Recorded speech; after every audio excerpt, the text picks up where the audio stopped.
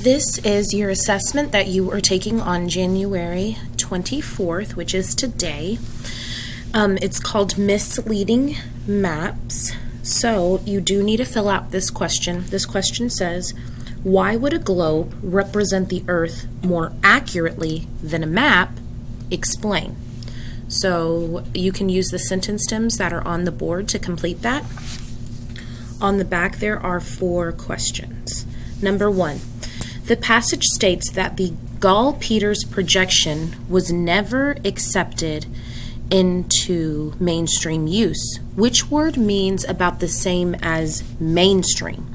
Is it A, original, B, normal, C, effective, or D, practical? Number 2, why does the author begin the passage with a question? A, to get readers interested in the topic of the passage. B, to show that scientists question the maps.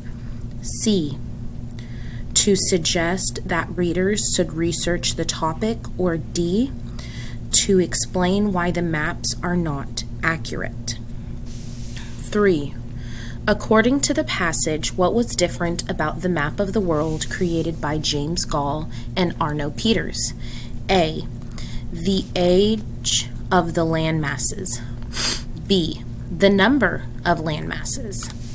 C, the shape of the land masses.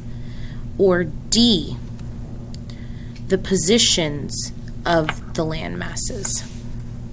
Number 4, as it is used in the last paragraph, the word debate means A, discussion, B, confusion, C, curiosity, or D, research.